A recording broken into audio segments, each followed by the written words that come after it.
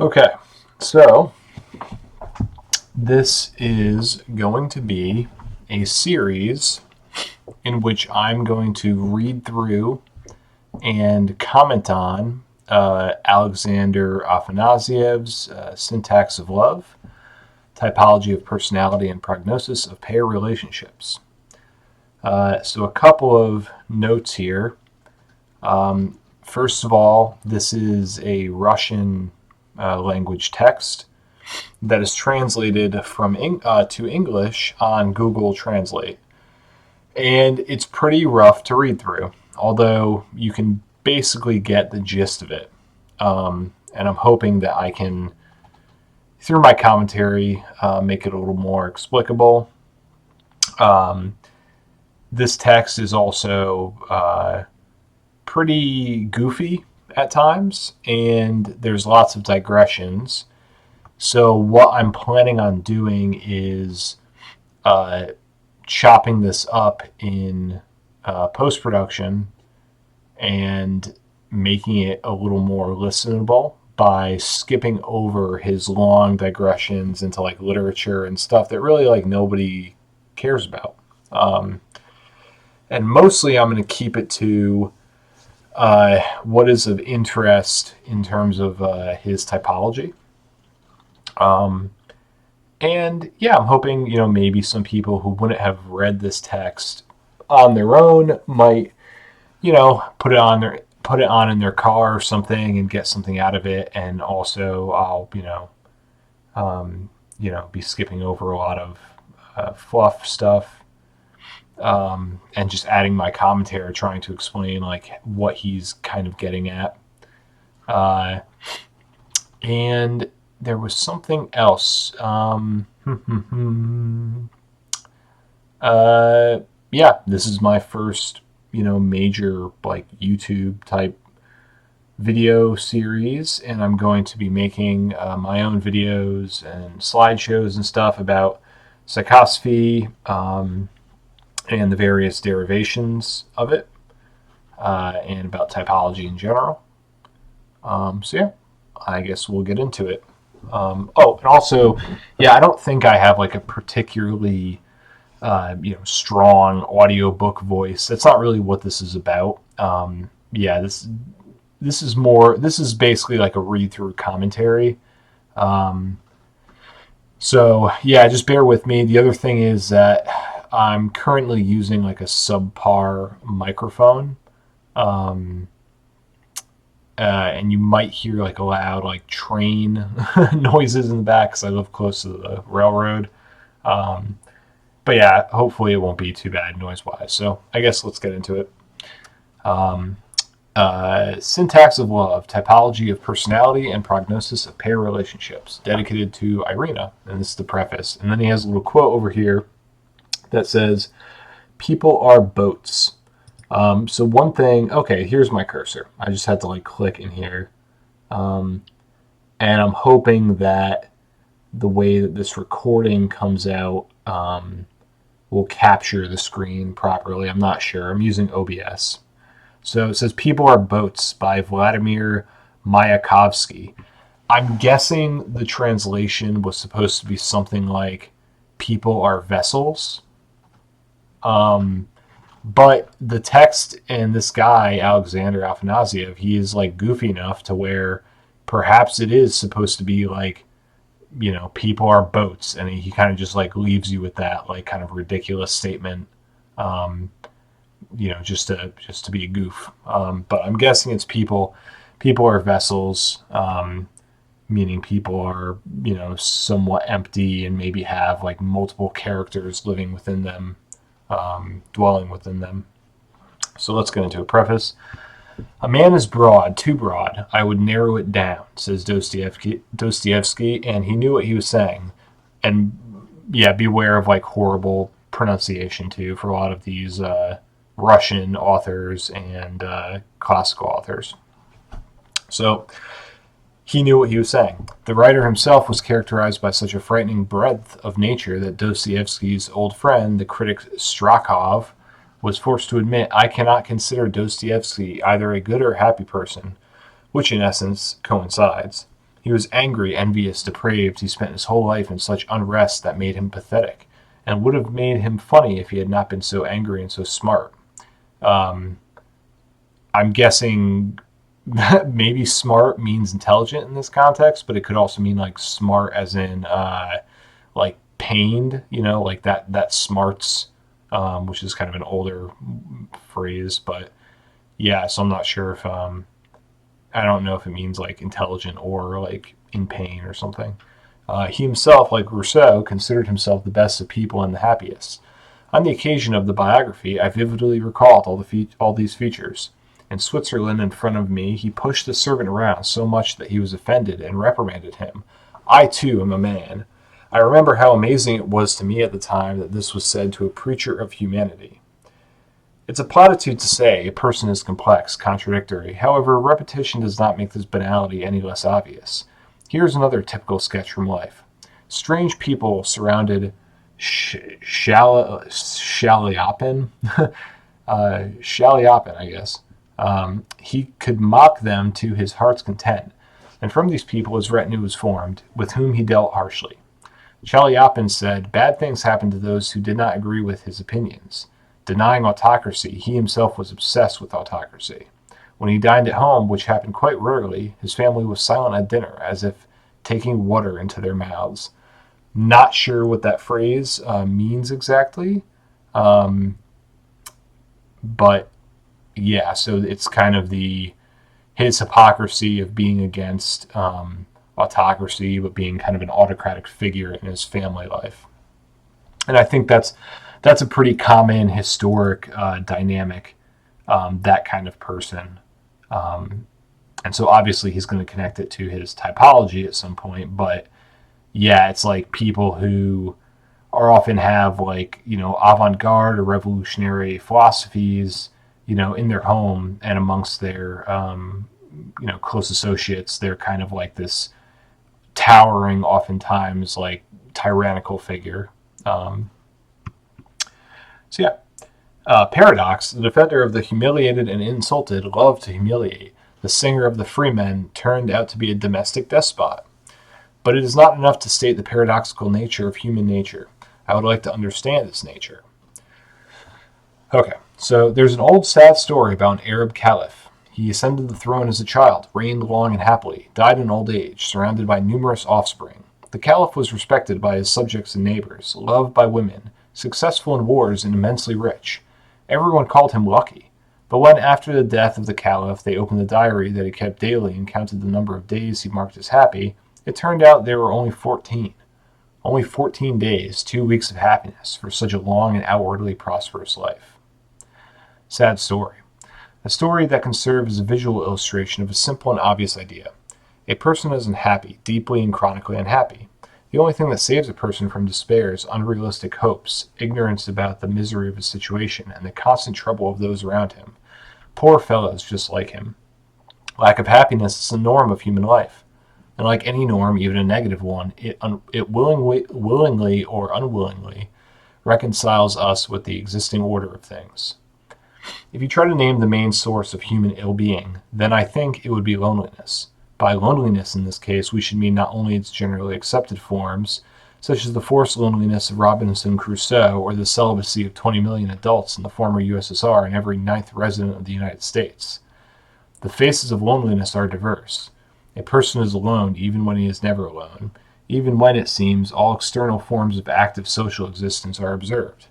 He is alone in the family, in the crowd, in the church, in the party, in the club, at work. As they said in the old days, for a lonely person, there is desert everywhere. Yeah, that's a pretty good phrase. In turn, loneliness has its own reason. The eternal ignorance of oneself and others, the lack of clear ideas about one's own inner world, and the possibilities of contact with the inner world of others. Who are we? String dolls? And the puppeteers are firmament? Asked Omar Khayyam, and he himself did not dare to answer this question. Indeed, we know the essence of our nature so poorly that we feel like helpless toys in the hands of fate, which, being itself blind, drags us blind over the bumps and holes of existence without purpose or meaning. That is why a person often chooses, in fear of his own and others' blindness, the path of a solitary wanderer, In darkness, which is empty, bumps are less likely to occur. Such is the logic of the blind. So yeah, that's pretty good. That's kind of why I like this guy and reading him, because he often goes kind of beyond typology. He's obviously well read about literature and some history and philosophy, but he's enjoyable to read. He has like a rich you know writing style, I guess. So yeah, that's kind of why I want to. One of the main reasons I wanted to read through this is just to like expose people to this sort of typology versus, frankly, the type of typology that I would end up creating, which would be very kind of terse and laconic and you know formulaic. But I appreciate this kind of writing as well. Know yourself was written on the pediment of the temple of the Delphic oracle, and no matter how many centuries have passed, this call has not become less topical. On the contrary, the increased value of the individual personality has made it even more pressing and significant. Therefore, without at all pretending to create an exhaustive picture of a person's inner life, I will still try to give an answer to a number of basic questions of human psychology. Who are we in ourselves? What are the motives for our behavior and attitude towards others? What are the origins of love, love mistakes, and delusions? So let's go to the next page. And hopefully it will translate pretty quickly, although I think it will here, but sometimes with Google Translate, it's like you have to click it a few times and refresh the page, but hopefully it won't be that bad. So the great scope of this book itself might seem excessive if it were devoted to a topic other than psychology. But when it comes to the inner life of an individual, about such subtle matter as human relationships, any attempt to capture them in the network of theories and methods seems obviously doomed to failure. It's like that. But just as the unique pattern of the skin on a person's finger is made up of a few simple elements, so his personality is a sum of several describable mental modules. In addition, that's a very it's an intriguing concept to me. It's kind of like, I guess, I don't know, not passe, but it's kind of well worn at this point in typology. But it is interesting that personality is a sum. It's a combination of several different modules, right? So you can even go back to Plato's Republic as kind of a almost seminal example in Western literature of the idea of like the tripartite soul. So yeah, it's kind of well worn, but it is interesting, and there might be a lot of modern academics who might disagree with that. So this is I guess I want to say controversial, but it's not obvious that that's the case. That personality is like this combination of describable, meaning somewhat regular mental modules. Okay, so that's kind of interesting. In addition, no matter how complex and poorly perceptible the system of human relations may be, it remains a system in which everything is not accidental. It is not by chance that we love, it is not by chance that we hate, sympathize, or remain indifferent. Despite the unconsciousness of most of our mental movements, they are not without meaning. Usually uncontrolled likes, dislikes. So this might have been just a poor translation. I'm not really sure.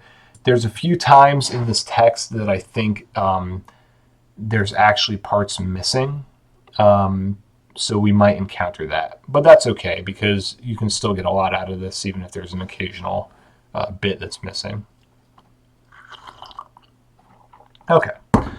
So the person is generally born a psychologist, and not the person is generally born a psychologist, and not being a psychologist, he is not able to survive.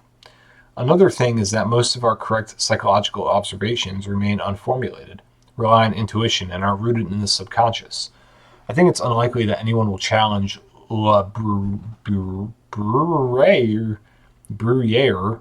I do not know how to pronounce French, so who said, in any, the smallest, most insignificant, most inconspicuous of our actions, our entire character is already reflected. A fool enters and leaves, and sits down and gets up, and is silent and moves differently than an intelligent person. A person's psychological vision becomes especially acute in an extreme situation. I think it's Alexander Solzhenitsyn's very first prison experience. So I think he's kind of referring to the Gulag Archipelago, which has become popular in recent years due to Jordan Peterson. Very first prison experience consisted precisely in discovering this gift of insight. He said, "The guard on duty brought my bed in, and I had to set it up quietly. A guy my age, also a military man, helped me. His jacket and pilot cap were hanging on the bedpost. He asked me, even before the old man, not about the war, but about tobacco. But no matter how dissolved my soul was towards my new friends, and no matter how few words were spoken in a few minutes, something alien breathed into me from this peer and frontline soldier, and for him I was immediately and forever closed." I didn't yet know the word mother hen, nor that every cell should have one. I didn't even have time to think about it and say that I didn't like this person. Kramarenko.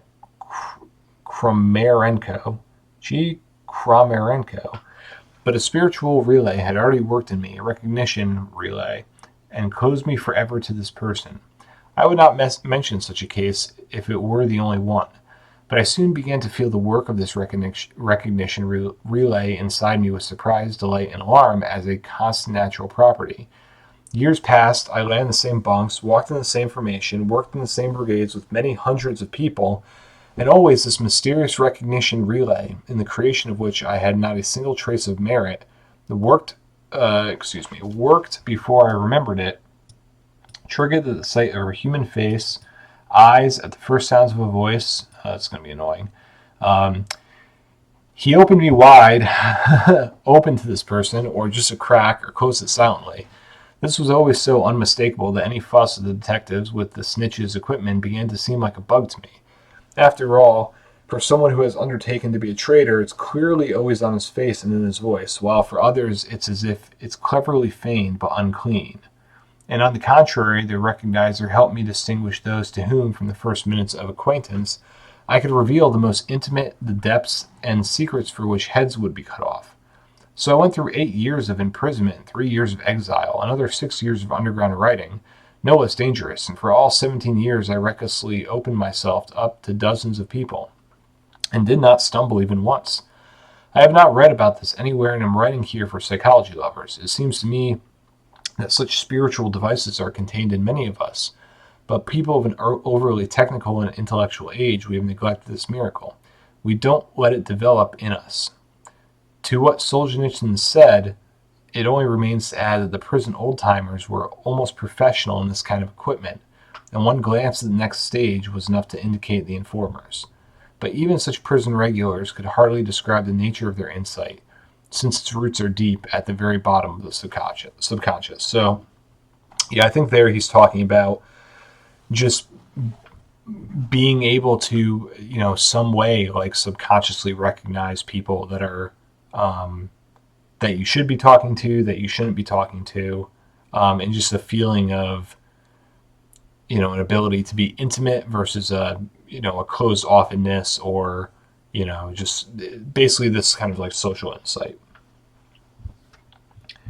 Okay. So, and I'm going to be sipping my tea too, because again, this is not an audiobook. This is just me commenting and really just, having fun talking about it. So don't get it twisted. All right. The relationship between consciousness and subconscious is a special and interesting area of psychology. The Indian yogis were the first to make a hole in the wall between one and the other. The great merit of yogis is that they made the passive subconscious control of the brain over the body active conscious. Before yogis, the possibilities of physiological self-control were limited to the subconscious maintenance of body functions at the level initially set. Yogis, having transferred self-control from the subconscious to consciousness, were able to not only maintain what was given by nature for a long time, but also correct congenital defects of the body and endlessly improve its functions. Okay. So, and I'm just making sure that this is okay, cool. Something similar to Indian yoga, but not in the psychological field, is a method outlined in this book called psychosophy, spiritual wisdom, from the previous name Psyche Yoga, at the insistence of students and friends, as dissonant I had to refuse. Okay. So I think he used to call this Psyche Yoga, but now he's calling it psychosophy. Okay. And frankly, I like the name psychosophy better. The essence of psychosophy is to subordinate unconscious mental movements to conscious control, and with solid knowledge about oneself and others to release the enormous, previously untapped psychological potential of a person. There is no doubt that such a method is absolutely necessary. After all, our psyche continues to be under the complete control of the subconscious, which is passive in its essence, capable of responding to blows only with flight, alienation, and loneliness. Psychosophy has little in common with that area of human knowledge which is usually called psychology. Only by misunderstanding, no matter what connotation, everyday or scientific, is given to this term, the difference seems to be that psychology is more like surgery than yoga. Whatever one may say, it's based on violence against the psyche, be it in internal self-coercion, autogenic training, or a wide range of means of external violence, from parental restraints to psychotropic drugs and hypnosis. Under all conditions, such an effect does not achieve the goal and leads either to mental breakdown or to somnambulism or to temporary relief. I believe somnambulism is like basically sleepwalking. So, like people talk about like people taking antidepressants and becoming like zombies. So I think that's what he's referring to. Followed by a bitter hangover. It is not for nothing that Sigmund Freud, who treated a lot and at first glance successfully with hypnosis, was forced to abandon it and take the path of psychosophy, i.e., so then, i.e., what? I think there might be a missing quote there or something, but in any case, we'll continue. For there, that paragraph, what he's saying is that psychology, or at least his understanding of it, is you're forcing the psyche. So you're using this sort of like exogenous. He says violent, but you could say like forceful methods, including psychotropic drugs, to change yourself. So it's kind of like your mind isn't working through its problems. He's saying that you're just overcoming obstacles by smashing through them, or making them docile by hypnosis or by drugs. So that's why he's against it, is because you're not actually working through your problems in his understanding of psychology. The mention of Freud's name has probably already suggested to the reader that psychosophy is not something completely original and has its own prehistory. This is true. The starting point for the creation of psychosophy was the brilliant, dare I say it, psychological research of the Vilnius sociologist Augustina Vichut. So that's Aushra Augusta, who is the creator of socionics. In addition, in the process of working on the topic, it became clear that psychosophy is a continuation of the centuries-old tradition of psychological developments. For example, the four-member hierarchy of functions in psychosophy can simultaneously be elevated to the doctrine of the four types of souls of Aristotle, the theory of the four temperaments of Hippocrates, the four-member typologies of Jung, Segal, Ackoff, and Emery, the four types of higher nervous activity of Pavlov, the four forms of I of William James, Kretschmer's four bodily types, G. Murphy's four personality components, and there must have been something else that got cut off, unfortunately. So that paragraph is definitely of interest to me, because one of the things I will be talking about is, how I don't believe that there's different typologies that are compatible. I believe that there's really only one typology, which is basically psychosophy, maybe with some revisions, but these other typologies, including like socionics, MBTI, those are really just kind of like previous versions that were kind of misshapen. They kind of like got some things right, some things wrong. Certain parts of the system needed to be like rotated here, tweaked there. And it's not really worth saying, well, I have this MBTI type and then here's my psychosophy type. It's like, no, you just have a psychosophy type. Um, and your MBTI type is just kind of going back to a previous like clunkier version of the system. That doesn't mean that those typologies are not, of value. They're of a sort of like archaeological value.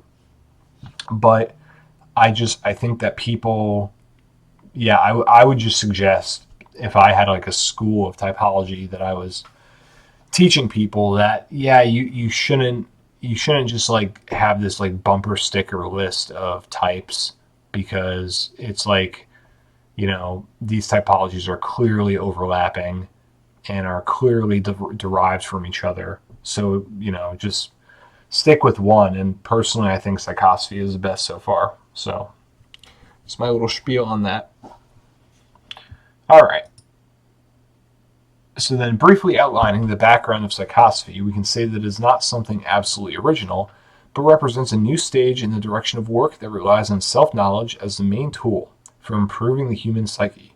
A new stage in the direction that seeks to translate unconscious processes into conscious ones, providing the key to activation and harmonization of the inner life of the individual. So he's definitely not original there. And maybe he's getting too big for his britches. It's kind of questionable whether psychology truly is just violent, obstacle removing, and not, I think there is plenty in psychology that is this introspective harmonization type of thing. But maybe there's something to this psychosophy that is innovative. So we'll be the judge of whether he makes good on his promise here. All right. Okay, so I'll probably edit this little bit out, and if I miss it, then whoops. I guess you guys will have to hear me drink some tea because I'm thirsty.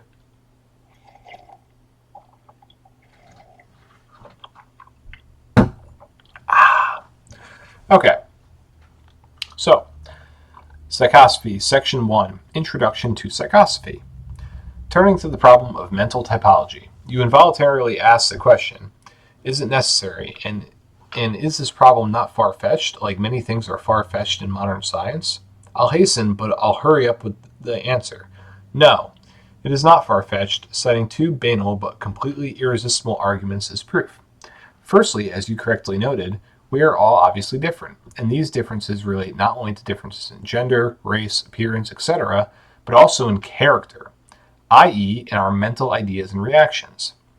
Everything would be fine, but at the same time, along with the feeling of exclusivity, we have a feeling of repetition. There's a wonderful secret of recognizing ourselves in others. Repetition. When we discover our character, our mental traits in our family, friends, literary and film characters, more than once I've heard a phrase like, I'm like my mother in character. Simply put, a kind of semi-paradoxical situation arises when the obvious idea of one's exclusivity is strangely at odds with the equally obvious presence of kindred souls.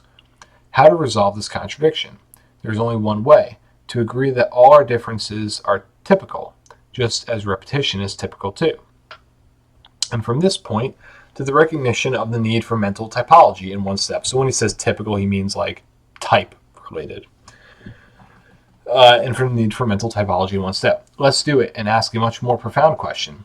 Where does our uniquely repeating mental type come from, and where does its nature lie? Just like repeatability is typical too. And from this point to the recognition of the need for mental typology is one step. Let's do it and ask a much more profound question. Where does our uniquely repeating...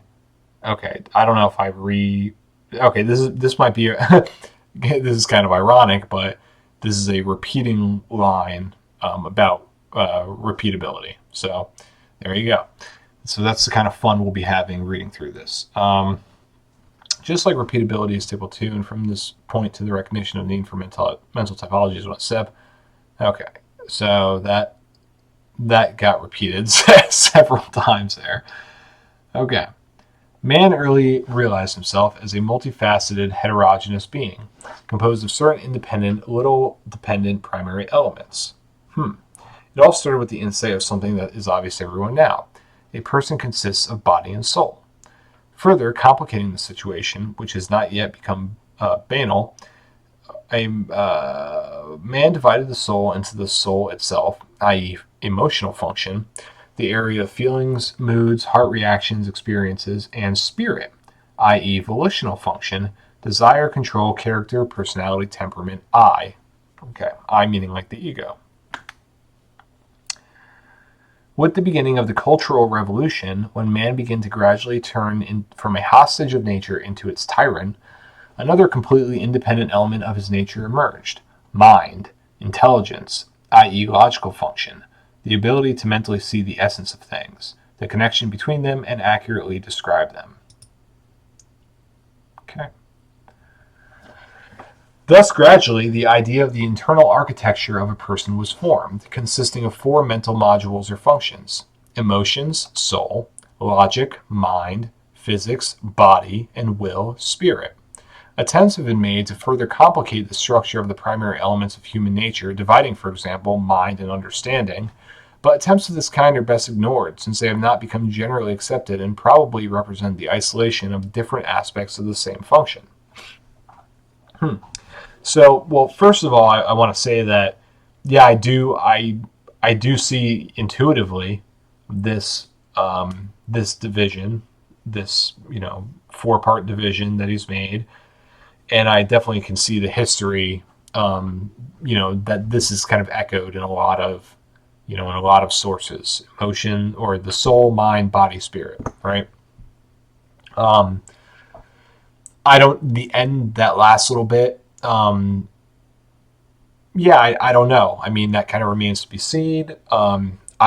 This seems like an intuitive division to me, but I don't think it's not yet like perfectly solid. Just because there's not really a reason why you can't divide these further. Although like I said, it does kind of have this nice like clean feeling to it. So maybe there is something like essential that we're recognizing. To be honest, I don't undertake to explain why the human being consists of exactly 4 and precisely these functions. References to authorities: Plato, Descartes, Goethe, Tolstoy, Hartmann, Chekhov, who brought together logic, physics, emotion, and will in those cases when they wanted to describe the fullness of human existence, will not help here either. Here is a secret of nature that is yet to be deciphered. We will operate with these 4 functions when talking about a person in general, his mental types, and relationships in a couple. So another comment here is, if we look at Jungian typology, there's feeling, thinking, sensation, but then Jung has intuition. Now, I think that the will and intuition are actually maybe not the same function, but there are parallels there. And just kind of like jumping ahead here, the way the way I like to think of will is the word potential. Okay. Because the word potential has, etymologically, it means both like possibilities, right? Like something that can become something in the future, right? But it also means power, because it comes from the Latin root potens, like potency, right? So it's kind of like potential, power, possibilities, and power. And that's what I really think what we mean by the will, right? By the spirit. I don't. The word will itself, I think, is a little too limited because it's only talking about like more like one side of that equation. But volition, this thing, right? It's it's about the future. It's about seeing potential, and then it's about like actualizing that through this, summoning of energy, right? So I think you can kind of connect that to intuition and the Jungian typologies, which have to do with like oftentimes the future, seeing potential. It's just with Jung, there was this cutoff where there wasn't the other side of the coin, which was like that kind of summoning of energy and willfulness. There was just the first part, which was the envisioning part. So I don't know if I explained that perfectly, but I hope you get the idea that there is kind of this intuitive side to will. And I think you'll find that, strong volition types often seem like sort of intuitive. So there you go. Take another sip.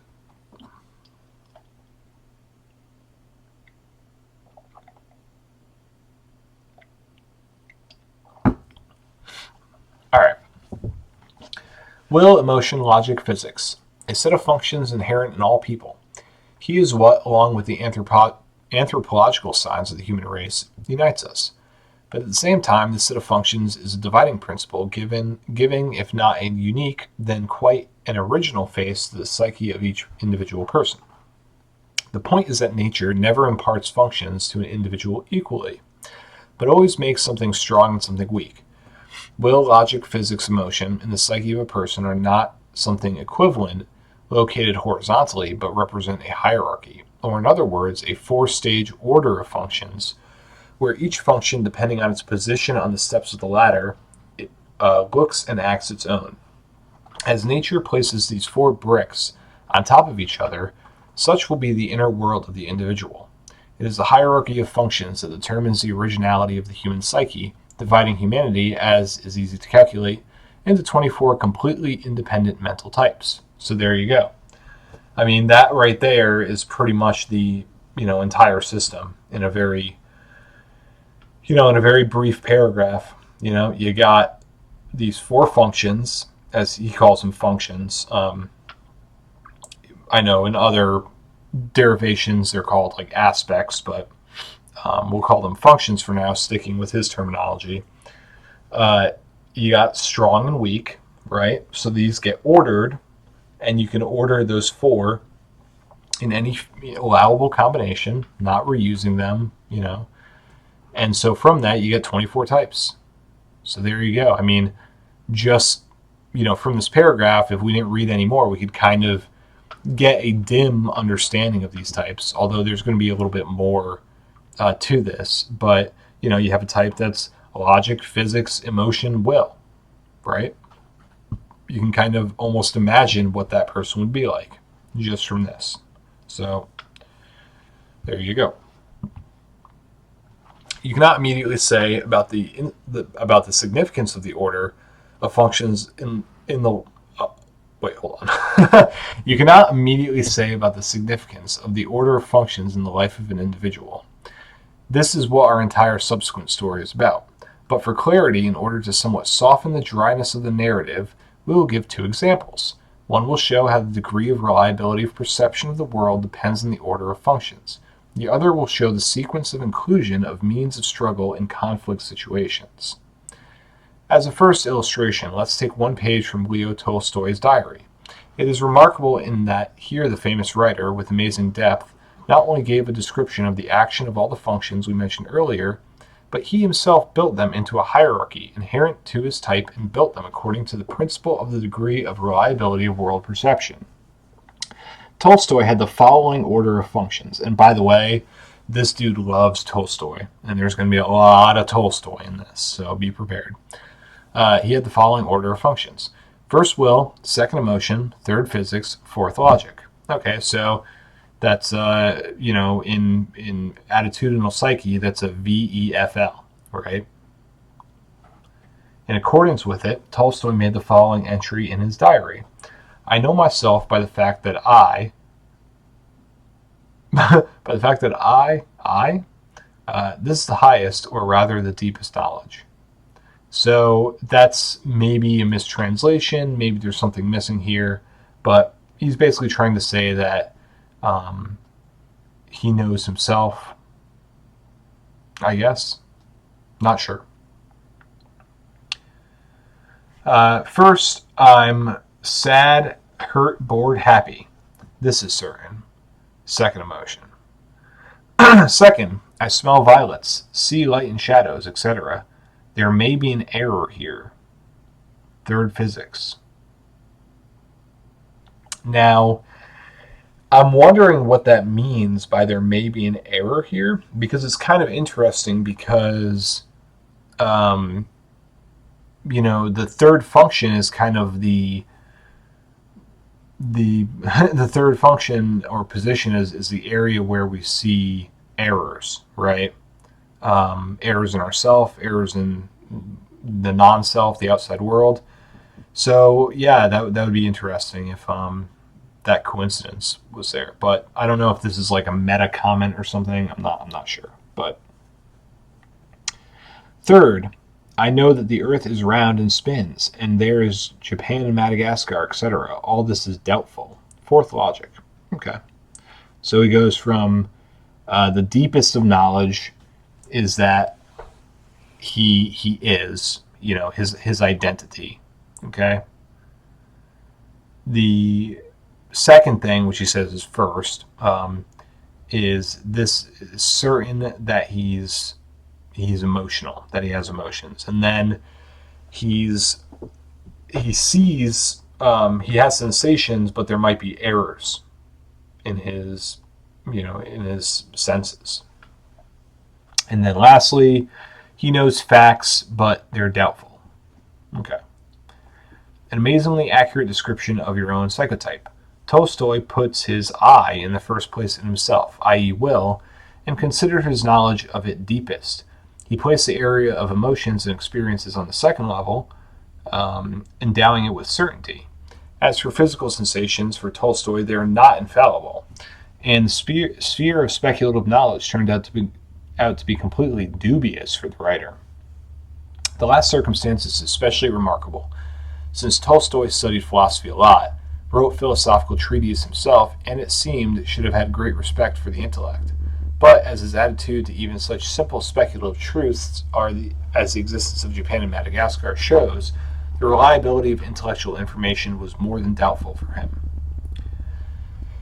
It may seem to some that Tolstoy's view of logic is a kind of universally human skeptical norm, but that's not true. For example, for the famous philosopher Descartes, only that which can be counted was certain, and life was identical to thinking. I think, therefore I exist, said Descartes. Therefore, Tolstoy's attitude to logical constructions is not something natural and objective, but the essence is a reflection of Tolstoy's psychotype, more precisely, any order of functions in which logic is in fourth place. Okay. Another example illustrating the effect of the order of functions will be a completely everyday nature, and will show how the sequence of using means of struggle in conflict situations depends on it. Sorry, I'm cracking my LaCroix here.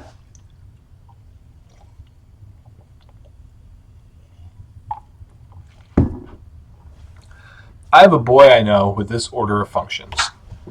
First physics, second will, third logic, fourth emotion. Okay, so that's an FVLE. So one day, coming home from kindergarten and undressing, the boy dropped several sweets on the floor. An older sister passing by quickly picked them up and put them in her pocket.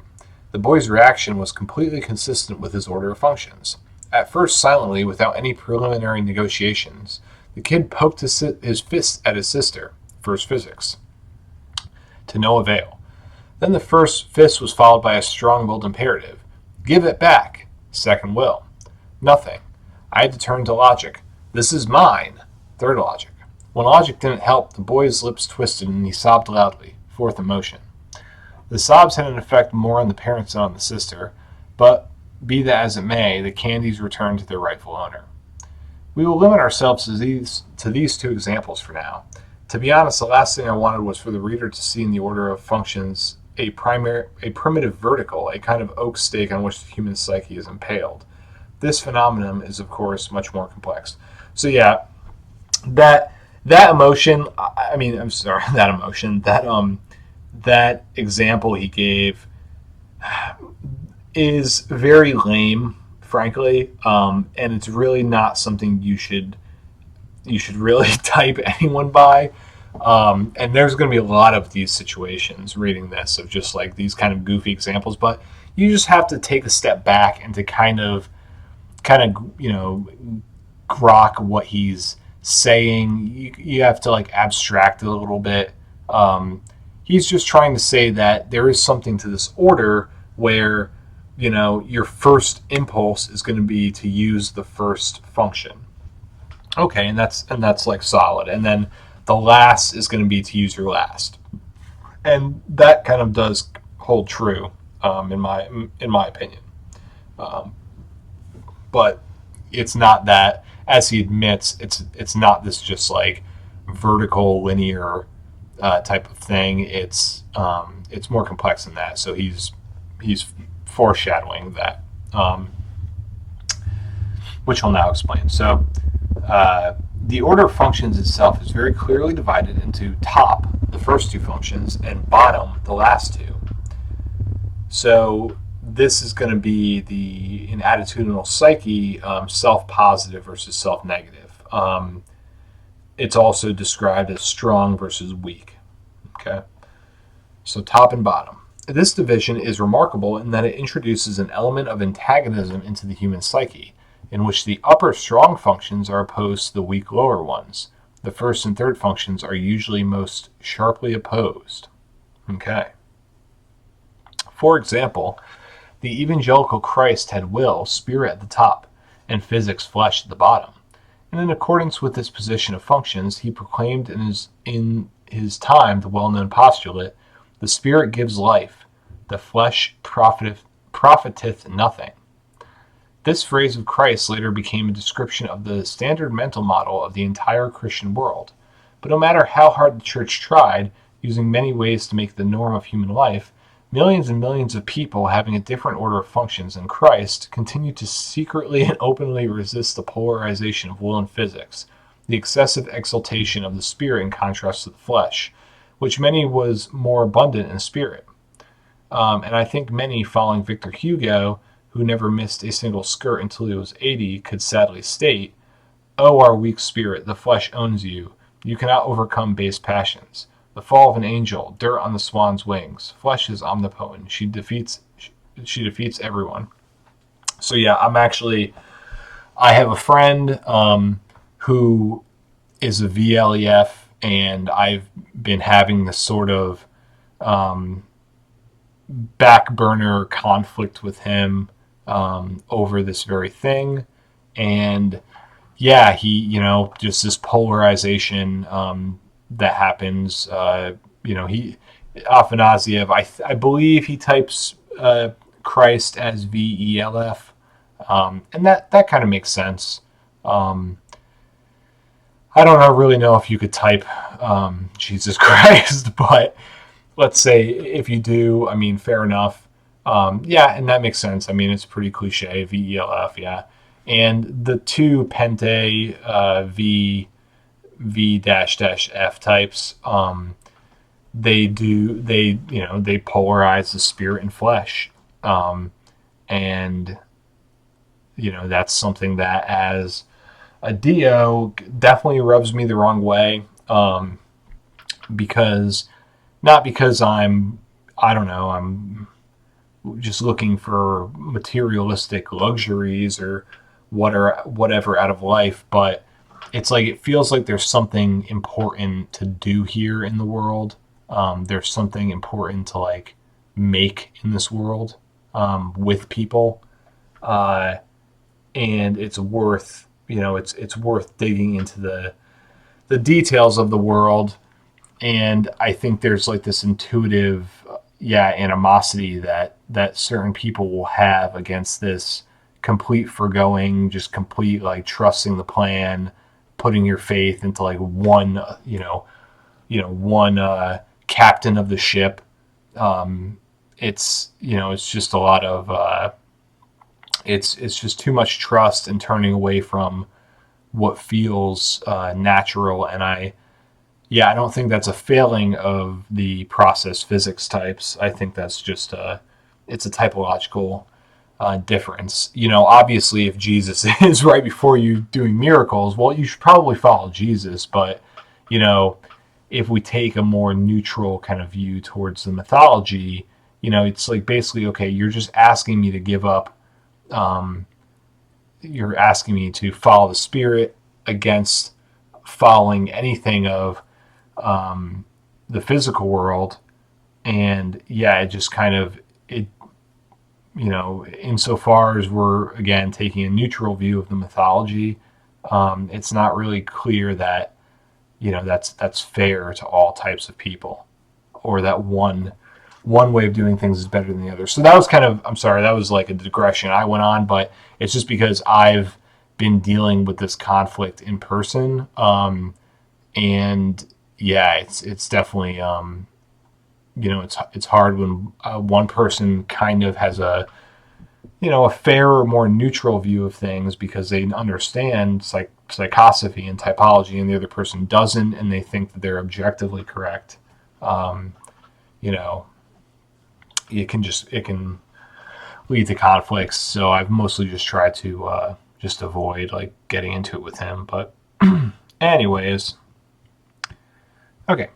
Disagreement with the Christian psychological model, which asserted the superiority of the spirit over the flesh, is inherent not only in those whose flesh is much superior to the spirit, but also in those who find the very fact of such opposition unacceptable and strange, i.e., people whose will and physics stand side by side, in pairs either above or below.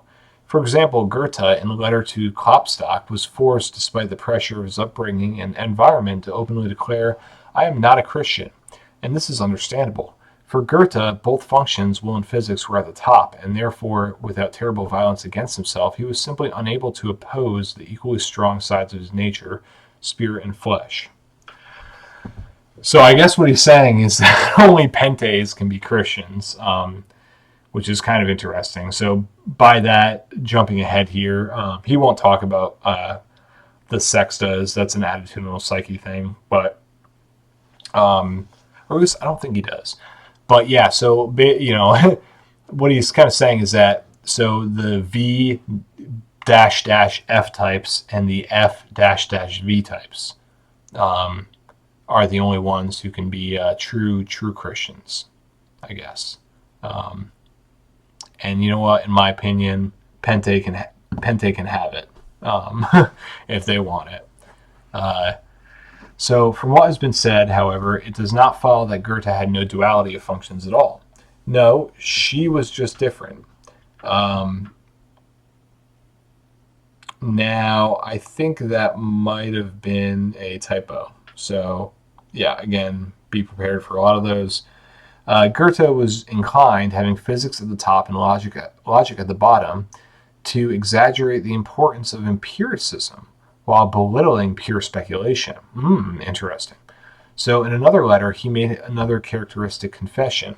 The Lord punished Jacobi with metaphysics, but on the contrary blessed me with physics, so that I would rejoice while admiring his creation. And if you say that you can only believe in God, then I tell you with all my strength, I believe only in what I see. Thus, following his order of functions, Goethe was a type of complete sensualist and consistent enemy of rationalism, which found its most complete artistic expression in the image of Faust, a character filled with skepticism and thirst for sensual pleasures. So that's kind of cool. And you know what? I don't know. I mean, I guess I do see some value in what he's saying here about this kind of this duality, or this polarization of the functions, so to speak. So yeah, I mean, you could go through them. Like you have Enna, the first sexto, which is opposing physics and logic. Okay, and he kind of gave an illustration there. Then you have Dio. So I'm a Dio. Dio opposes logic and emotion, or emotion and logic in reverse. So that's kind of interesting. I wonder what example he would give for that. I could probably spit one out, but I won't bore you trying to think of something. And then tria would be volition versus emotion. Okay. Tessera would be volition versus logic. And then pente, as we already talked about, volition versus physics, will versus physics, the spirit versus the body. And then we have exe, which would be logic or the mind versus physics or the body. So yeah, that's. I mean, it might be interesting to like mull that over. Just thinking about it like that. It's not really the way attitudinal psyche considers these like results position polarities, but yeah, it's maybe something to just to consider. In any case, we all live by the principle: you don't need power to eat intelligence. That is, the presence of strong upper functions justifies the presence of weak lower ones, but is a magic word that we bring to light every time our inadequacy is revealed. I am weak and dry, but strong-willed and smart. I am weak-willed and stupid, but sensitive and beautiful, etc. It's even difficult for us to imagine that life is possible without but, a harmonious life without dividing nature into up and down. And yeah, I think people do that naturally. Yeah, they're like, I might be like, yeah, I'm smart and I'm good at, looking into the kind of future and,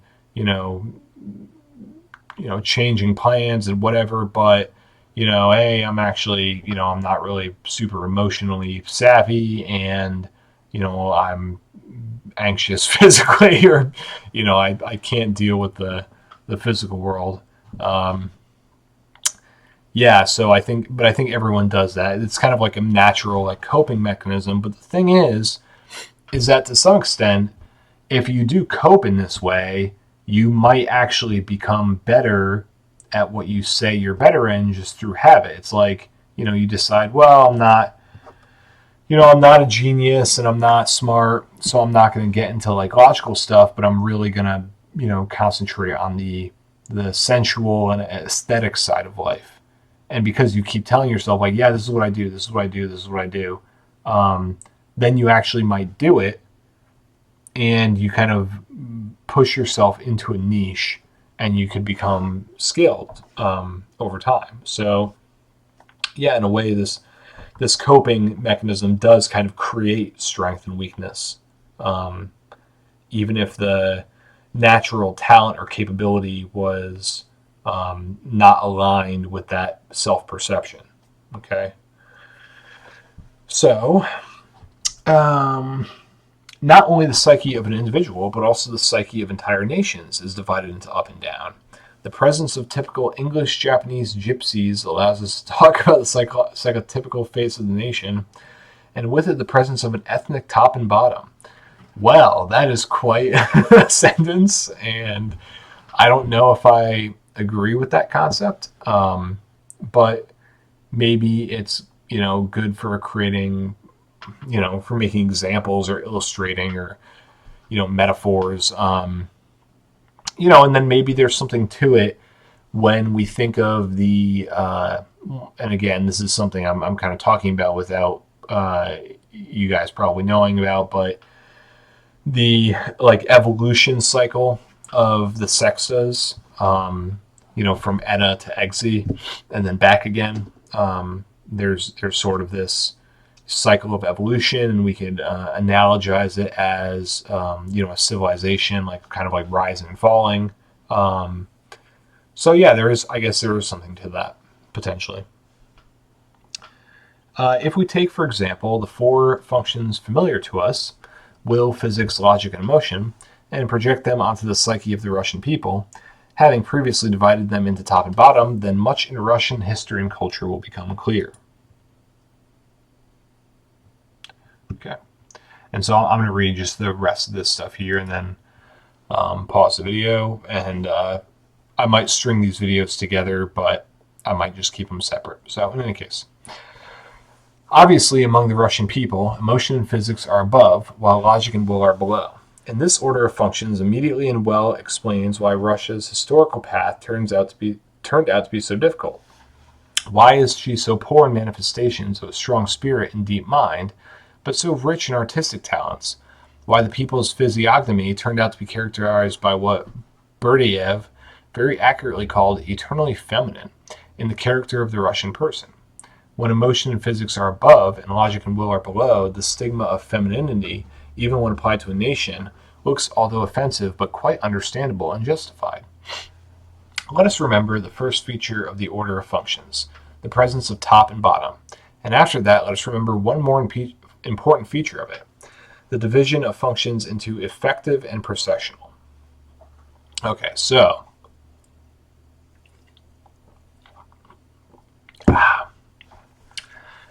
sorry about that. What should be understood by both? I'll try to be brief.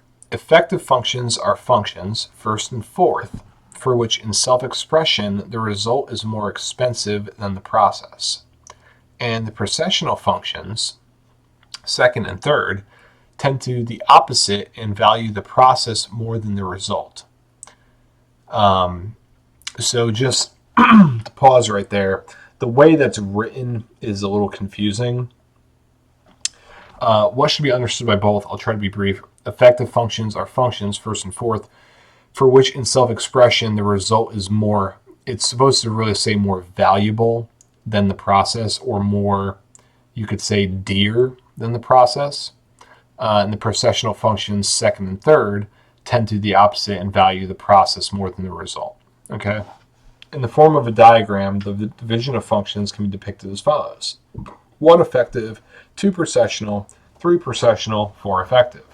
We can also say that the productive functions, by the very principle of their action, are internally lonely, are not inclined in the search for a partner, and when expressing themselves gravitate towards a monologue.